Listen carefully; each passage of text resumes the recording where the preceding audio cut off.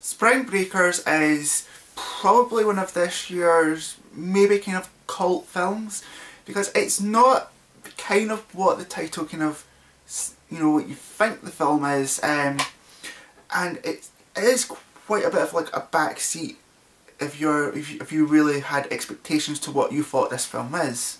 One of the other reasons why this film is the way it's been getting quite a bit of attention is the fact because of the media and like everyone have been saying, like, you get the Disney princesses, Selena Gomez and Vanessa Hudgens, really.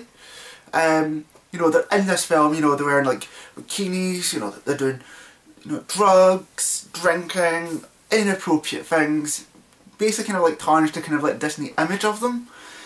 And to be honest, that is like in this film, but it's not exactly what you thought it was going to be like from this film, if you kind of get what I mean. The story is kind of like, right, Selena and Vanessa and these two other girls, they've known each other since like kindergarten, and they want to go on to like spring break. They want to go to Florida for spring break because that's what all the cool kids are doing these days. And they don't have enough money. They steal like a chicken shack on it to get enough money to go, and as they get there, they're having a like good time, but carnage ensues. Things take a little turn for the worse or something like that, and then they kind of get bailed out by this Z rapper guy, who I will get onto in a minute. And that's where the kind of like the story, and then the film kind of starts to develop another like sort of story onto that. So it is, the story kind of for me, it's like it has a good story that can last for maybe like half an hour, 40 minutes or so, but then it completely changes the story, as soon as they like get into trouble and whatnot. And to me, I think it's okay. I think it's a bit half-arsed a little bit, because they're just expecting a lot of people to see the imagery of this film, which I'm actually going to talk about. Someone asked me when I seen it, like, oh, is there nudity in it? I said yes, there's kind of like plenty of it. Like the first 5 minutes or so, you see breasts like all over the screen, different shapes and sizes, so it's not, so they're not like being stereotypical to one certain type of breast that but you also see kind of like of the humour that you probably see in like in today's sort of world, like in today's like sort of spring break and whatnot, or even like on a holiday, like the humour that you see in it. And I can't really say, oh, that's fantasized. No, nobody ever does that, but it's kind of true. I do believe people have done that, and this is where I think it stays really true to what it is. Films like Superbad, American Pie, even Project X, it gets kind of Hollywoodized a little bit. Like they just do something extreme just to keep it more entertaining. This kind of keeps it a bit real, but it also does a little bit of extreme towards it. I'd probably say like the next half of the film, because that's when the story kind of changes and it does get a bit extreme. Like you're watching like a completely different film, and that's what I felt watching it. That was kind of like the bad criticism I have with, as soon as the second half hits in, you're watching a different film than what you were watching to begin with. It's not the same, and it's like two different films. They've just collided into one another.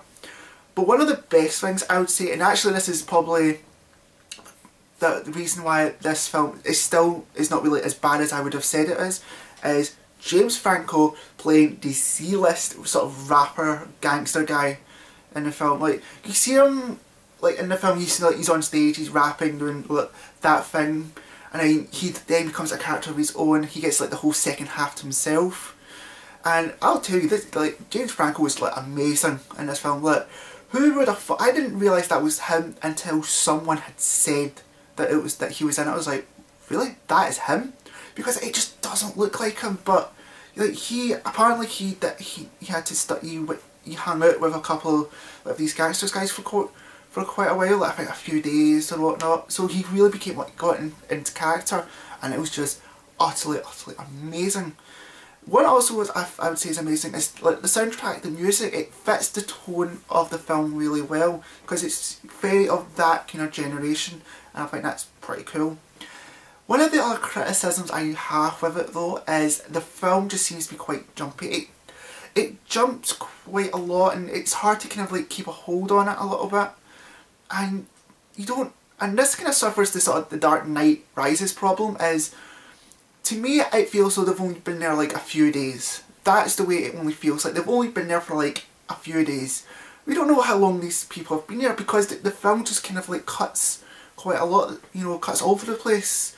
You know, the time jumps quite a lot, so we don't really know how long these people have actually sort of been there. I don't even know how long Americans like spring break, whatnot. We get like 2 weeks, but they might have like longer or whatnot. And I just feel like it's like there's no good set of time definition or whatnot. Now I would normally, this is where I can say would I recommend this to people. I'm only going to say this. I would only recommend this if you were interested in seeing it the first time around. Like if you saw like the trailer or you heard about it and you were interested, I'd recommend going and seeing it. But I can't really say it's for all people. It's not for anyone who, you know, for all those like Selena Gomez fans that are young. This is not that. It's not even like for the High School Musical sort of thing. It is very different. I think it's pretty cool that Selena has done this kind of film because now she has like wide range. But yeah, I'd be very cautious in going and seeing this film because it's not exactly what you think it is.